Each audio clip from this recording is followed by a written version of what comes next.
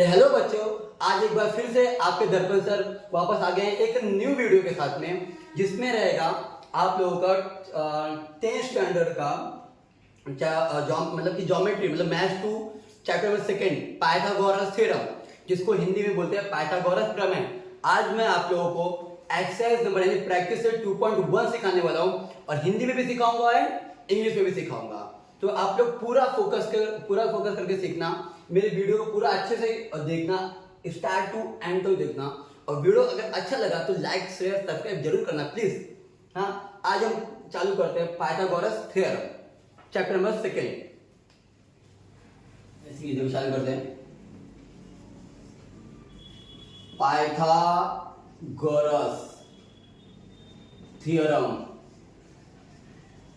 अब हिंदी में बोलते हैं इनको पाइथागोरस का प्रमेय। अब बच्चों हिंदी में इस चैप्टर को बोलते हैं पाइथागोरस का प्रमेय। सबसे पहले बच्चों आप लोग बता देता हूं कि पाइथागोरस होता क्या है। पाइथागोरस का एक फॉर्मूला है, पाइथागोरस का एक थ्योरम होता है। ये एक्चुअली है क्या, बहुत सारे बच्चों को ये नहीं पता कि पाइथागोरस सॉल्व करते कैसे हैं। आज सबसे पहले मैं आप लोग बताऊंगा कि पाइथागोरस किस तरीके से सॉल्व किया जाता है, किस तरीके से उनको हल किया जाता है। अब बताता हूं मैं, देखिए और याद रखना बच्चों, सब कभी भी पाइथागोरस वहीं पर आएगा जहां पर भी एंगल 90 डिग्री होगा, जहां पर भी एंगल 90 डिग्री होगा वहीं पर हमारा पाइथागोरस का प्रमेय उपयोग में आएगा, पाइथागोरस थ्योरम यूज होगा। जैसे कि बच्चों देख लीजिए, ये एक ट्रायंगल है जिनका एंगल है 90 डिग्री। ये मैं आप लोग जस्ट एग्जांपल बता रहा हूं, 90 डिग्री हुआ तो ये ए बी एंड सी। जो बच्चों को आता है वो बच्चे ये टॉपिक भगा के देखेंगे तो भी चलेगा। अभी जैसे कि मान लो कि मेरे पास है ये BC की वैल्यू है 4, इसकी वैल्यू है 6 और मुझे AC की वैल्यू निकालनी है। किसकी वैल्यू निकालनी है? AC की। और ये है क्या, ये है हमारा 90 डिग्री। तो हम यूज करेंगे पाइथागोरस लिखने का, बाय पाइथागोरस थ्योरम। पाइथागोरस के प्रमेय अनुसार, हिंदी में क्या लिखते हैं यहाँ पे, पाइथागोरस के प्रमेय अनुसार। पाइथागोरस एक मैथमेटिशियन थे बहुत पुराने। अब देखिए यहां पे क्या करते हैं, हाइपोटेन्यूस। हाइपोटेन्यूस यानी कि बच्चों क्या होता है, इसको हिंदी में बोलते हैं कर्ण। क्या बोलते हैं? कर्ण। और इंग्लिश में इसको बोलते हैं हाइपोटेन्यूस। इस लाइन में क्या बोलते हैं? इंग्लिश में हाइपोटेन्यूस बोलते हैं और हिंदी में इसको क्या बोलते हैं? कर्ण बोलते हैं। और ये ऊंचाई और ये आधार, ये ऊंचाई होता है और ये आधार। और इंग्लिश में ऊंचाई को बोलते हैं हाइट और आधार को बोलते हैं बेस। तो हाइपोटेन्यूस स्क्वायर प्लस हाइट का स्क्वायर प्लस बेस का स्क्वायर, यानी कि कर्ण का वर्ग बराबर ऊंचाई का वर्ग प्लस आधार का वर्ग। आधार और ऊंचाई आगे पीछे आप कर सकते हो। अब देखिए हाइपोटेन्यूस यहाँ पे क्या है? AC। कर्ण का यहाँ पर AC है तो ये देखिए मैंने लिख दिया AC का वर्ग। अभी हाइट यहाँ पे क्या है मेरे पास, ऊंचाई क्या है? 6 है, 6 का वर्ग। पहले डायरेक्ट 6 मत लिखो, पहले लिखो कि उसमें कौन सा A और B दिया हुआ है, पहले A और B ले लो। उसके बाद B एंड C दिया हुआ है, यहाँ पे बेस हमें दिया हुआ है B एंड C, तो बेस लिख दो B एंड C, यानी आधार हमें B एंड C का वर्ग दिया हुआ है। अब AC का कोई मान है क्या? नहीं, इसका कोई मान नहीं है, उसको ऐसे यही तो हमें निकालना है। ये देख लीजिए, अब AB क्या निकालते हैं? अभी AB की वैल्यू कितना है हमारे पास? AB का वैल्यू कितना है? AB का मान कितना दिया हुआ है? यहाँ पे 6 दिया हुआ है, 6 ले लिया। अब BC दिया हुआ है 4, यहाँ पे हमने 4 ले लिया। अब देखिए इनका कुछ नहीं, इनको ऐसे ही रखिए। 6 का स्क्वायर कितना होता है बच्चों, बताओ मुझे? 36। 6 का वर्ग 36, 4 का वर्ग कितना होता है? 4 का स्क्वायर कितना होता है? 16। 36 प्लस 16 कितना होगा बच्चों, मुझे बताओ फटाफट बताओ। 52। कितना होगा ये? 52 हो जाएगा, 52 हो जाएगा, राइट। और ये AC का स्क्वायर बराबर, AC स्क्वायर ऐसे लिखा। अब देखिए मुझे, हम कभी भी कोई भी जो वैल्यू, कोई भी जो मान निकालते हैं वर्ग में नहीं निकालते हैं, तो ये वर्ग हमें हटाना पड़ेगा। उस पे जब ये वर्ग यानी ये स्क्वायर हटेगा, स्क्वायर उस पे जाएगा, स्क्वायर वहां पे जाएगा, तो ये जो स्क्वायर वहां पे स्क्वायर रूट है वहां पे वर्गमूल बन जाएगा। ये देखिए AC का स्क्वायर हटेगा, ये इस पे आ जाएगा। अब अगर बच्चों इसका अगर 52 का कोई स्क्वायर रूट निकालता हो तो निकालिए, वरना उसको ऐसे ही छोड़ दीजिए।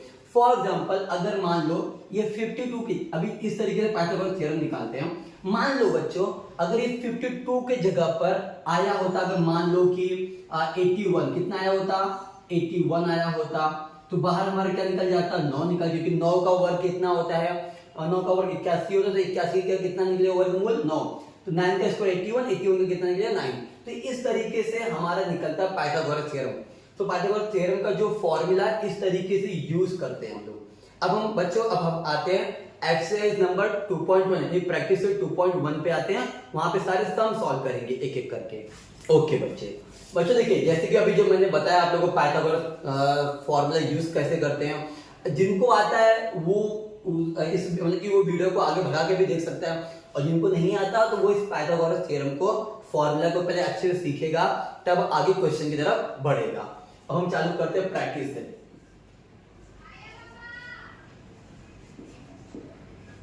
प्रैक्टिस सेट 2.1, कितना प्रैक्टिस सेट 2.1। प्रैक्टिस की स्पेलिंग मैंने रॉन्ग लिख दी। प्रैक्टिस सेट 2.1, अब चालू करते हैं। देखो प्रैक्टिस सेट 2.1 क्या, अभी ये एक्सरसाइज में अभी देखिए सबसे पहला जो क्वेश्चन है, क्वेश्चन यहां पर ये है, क्वेश्चन नंबर 1 जो बोल रहा है, यहां पर हमें निकालना है identify with reason which of the following are Pythagorean triplet. अब पाइथागोरियन ट्रिपलेट निकालना है, क्या निकालना है हमें, पाइथागोरियन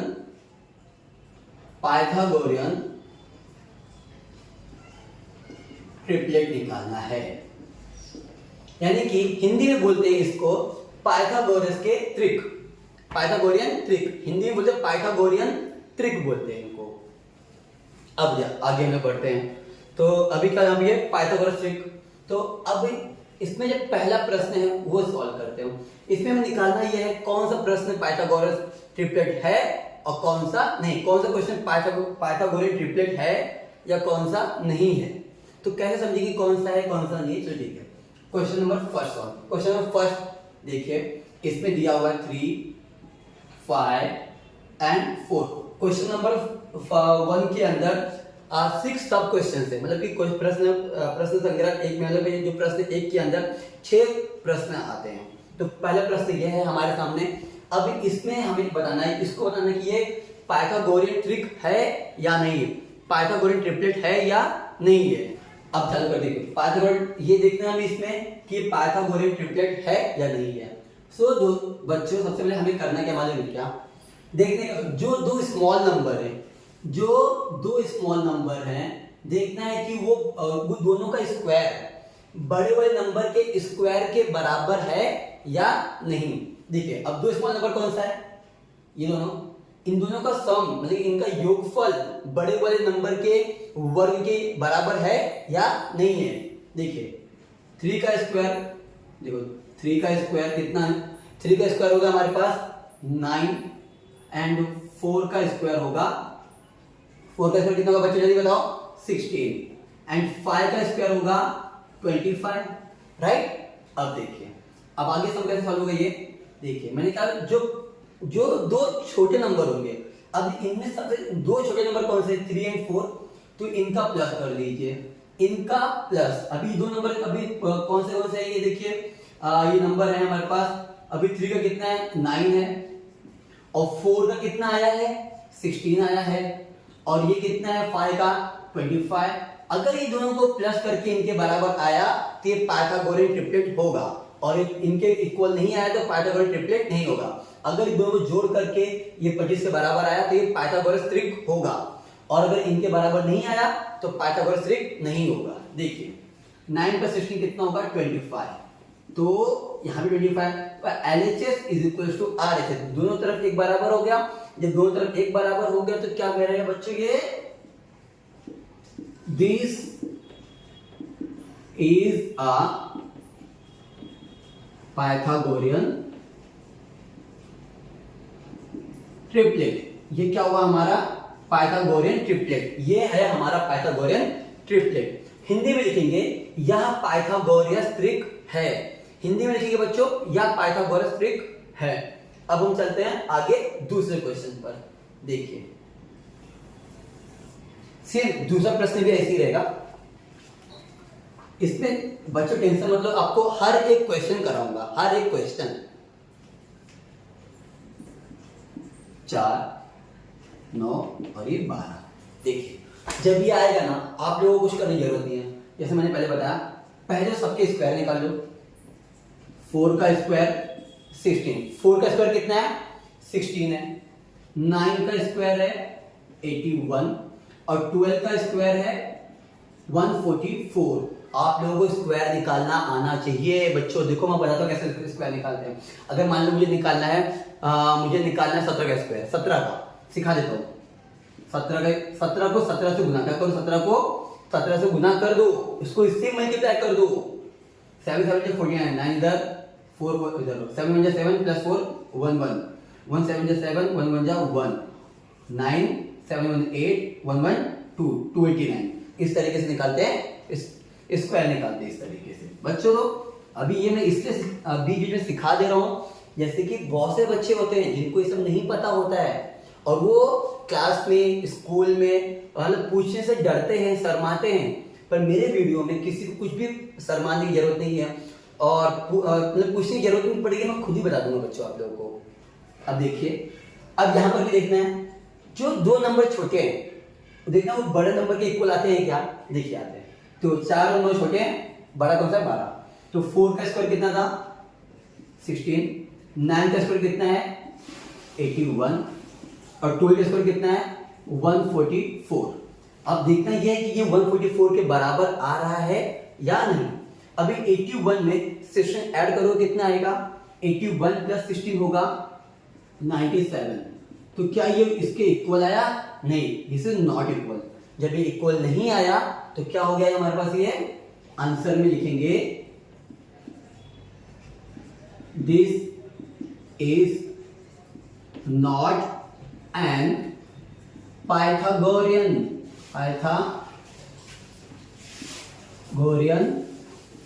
ट्रिपलेट या पाइथागोरियन ट्रिपलेट या पाइथागोरियन ट्रिक नहीं है। हिंदी में लिखेंगे यह पाइथागोरियन ट्रिक नहीं है। ओके, अब बच्चों इसका थर्ड बच्चों देखिए इसमें थर्ड क्वेश्चन क्या बोल रहा है, इसमें थर्ड क्वेश्चन बोल रहा है 5, 12 एंड 13। देखिए मैं जानता हूं कुछ बच्चे ऐसे हैं कि एक क्वेश्चन भी देखेंगे तो इसमें 6 के 6 क्वेश्चन पूरा कर देंगे। बट बच्चों आप तो समझिए बहुत से बच्चे ऐसे होते हैं जिनको स्क्वायर तक करना नहीं आता, जिनको ये मतलब एक बार में मैथ समझ में नहीं आता है कितना भी हो जाए, तो उनके लिए जरूरी यह है कि सारे क्वेश्चन करके दूं। अब देखिए इसमें पहले सबका निकाल लो।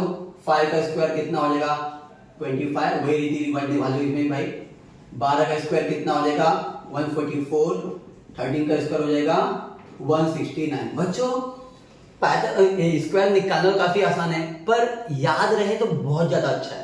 अगर स्क्वायर रट्टा याद है ना तो बहुत अच्छी बात है कि तब हमें निकालना नहीं पड़ता। देखो जैसे मुझे याद था मैंने फटाफट कर दिया, पर आप में से जिसको याद नहीं रहेगा वो क्या करेगा, निकालते बैठेगा 10 घंटा। अब देखिए, अब इनमें से 2 छोटे कौन से हैं, देखिए ये और ये छोटा है और ये बड़ा है। तो देखो इनकी वैल्यू क्या थी 25 और ये है 144 और ये है 169।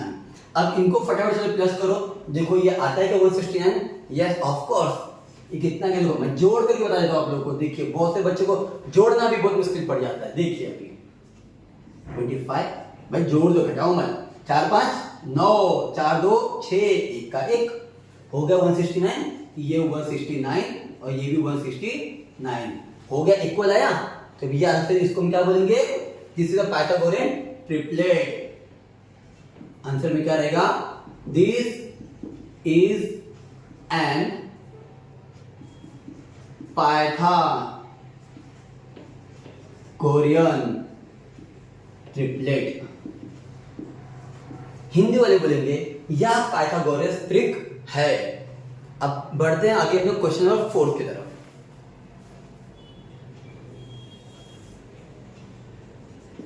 बच्चों एक एक क्वेश्चन सॉल्व करके दे रहा हूं, मेरे वीडियो को लाइक शेयर सब्सक्राइब जरूर करना।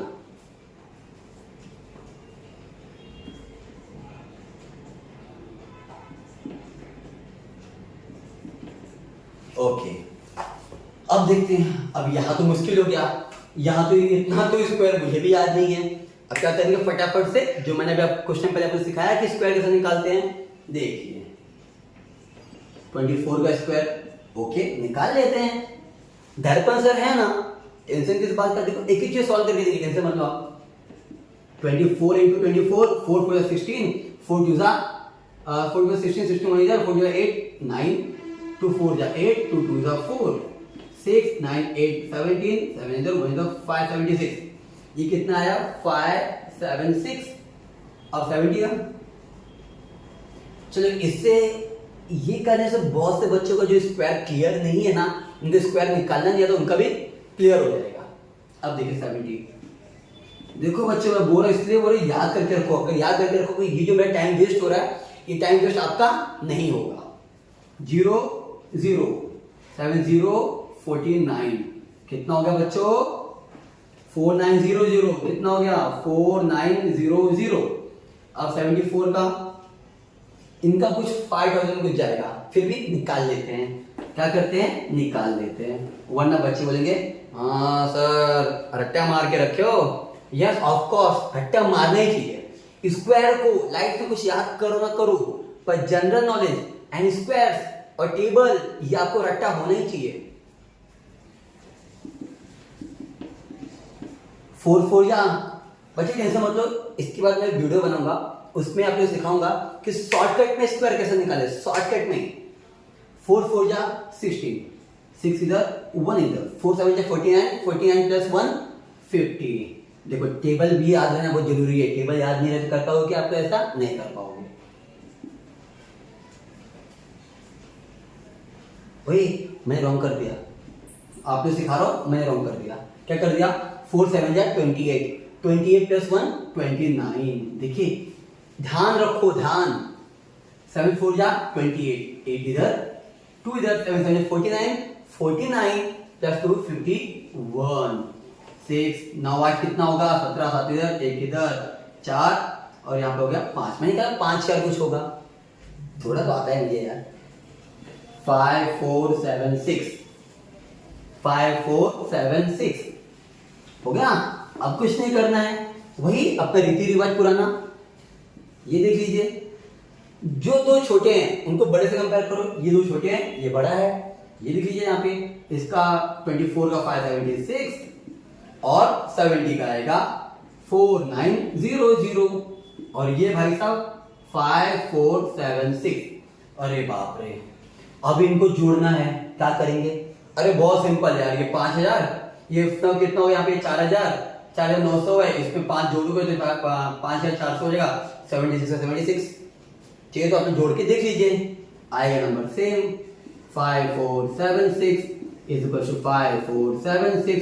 जो सेम हो गया सेम तो लिख लीजिए आंसर में, दिस इज एन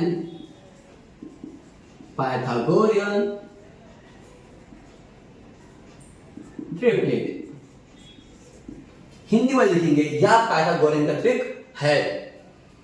अब हम बढ़ते हैं क्वेश्चन नंबर 5 की तरफ। क्वेश्चन नंबर 5 क्या बोल रहा है, यहां पे देखिए 10 आगे 24 एंड 27 एंड 27।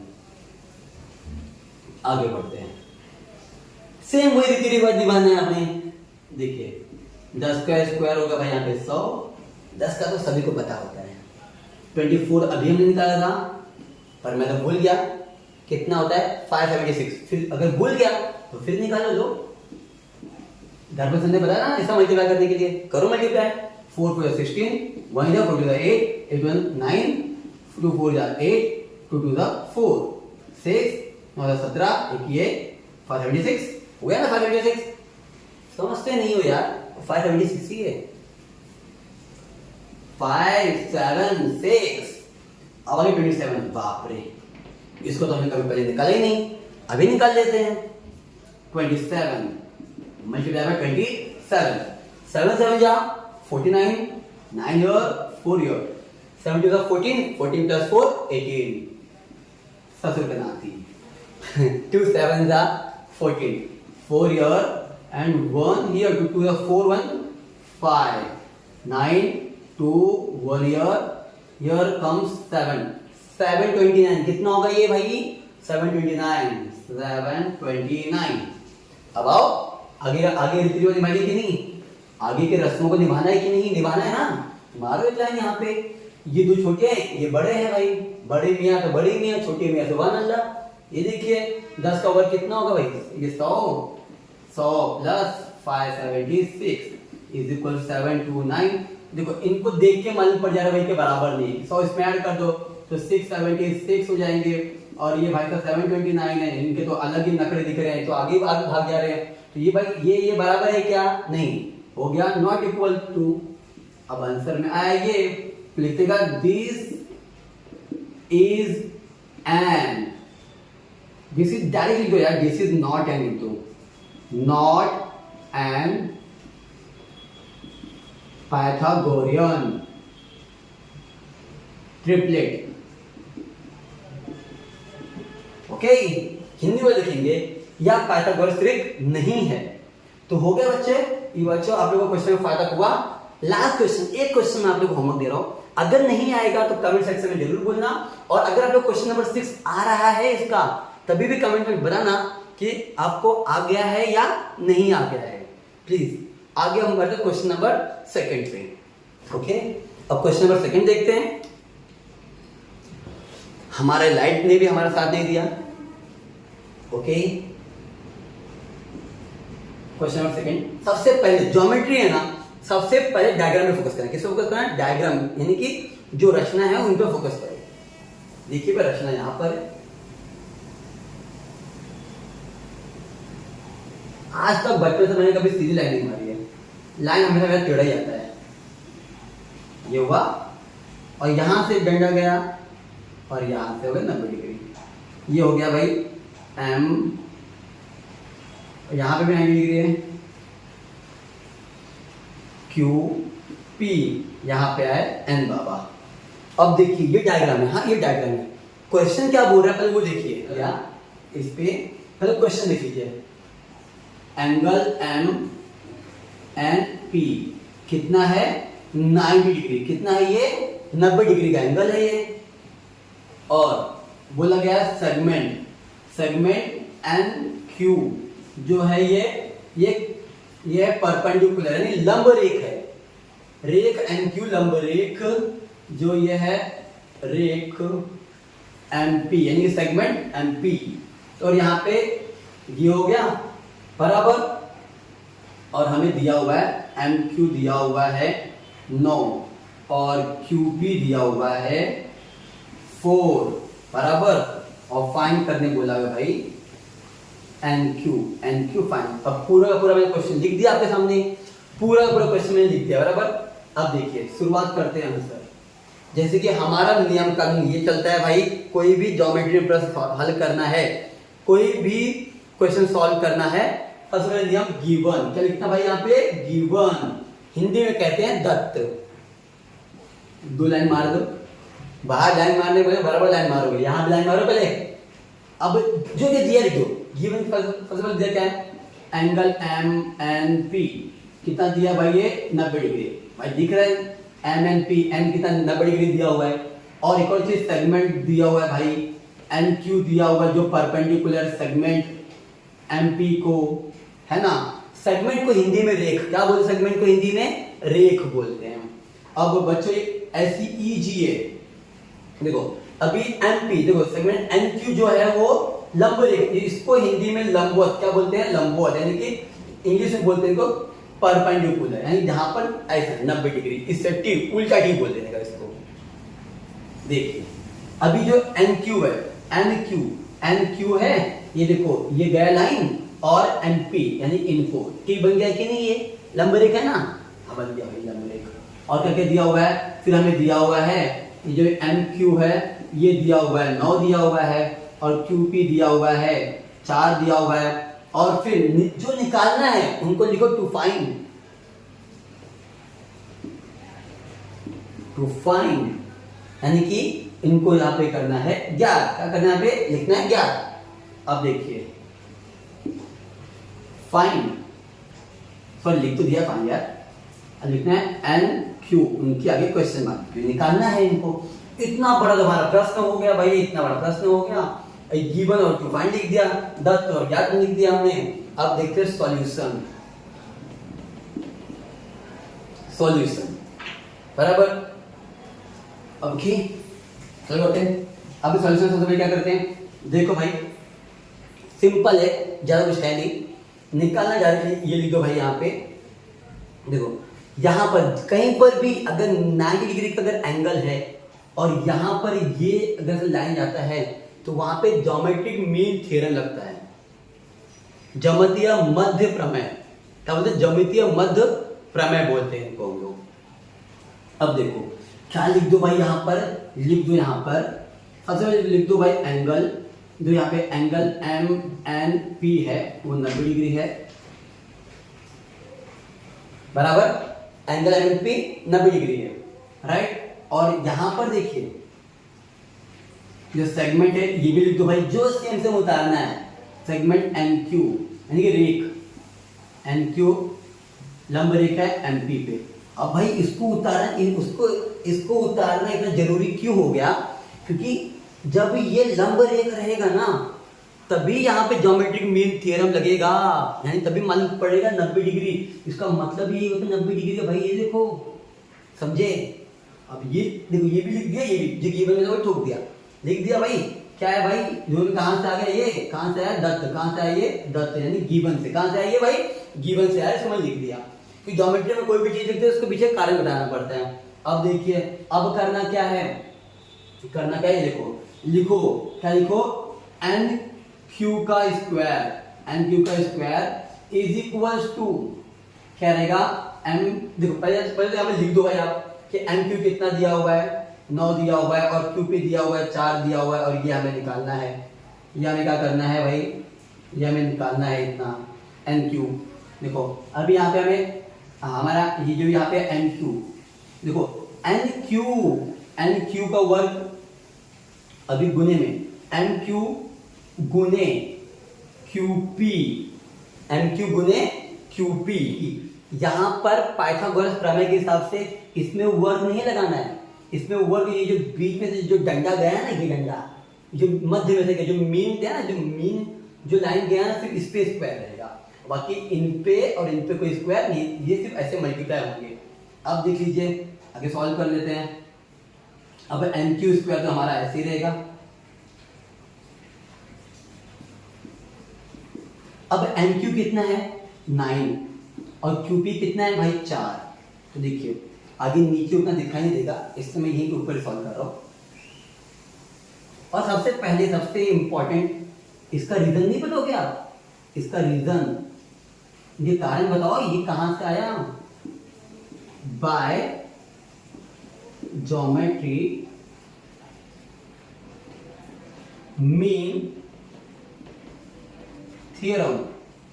बच्चों ये अगर आप लोगों को बराबर दिखाई नहीं देगा तो टेंशन मत लो, अगर आप लोग बुक में ढूंढोगे मिल जाएगा geometry mean theorem, by geometry mean theorem. Hindi में बोलेंगे ज्यामितीय मध्य प्रमेय अनुसार। अब देखो यहां पे लाइन मार देता हूं, देखो एन क्यू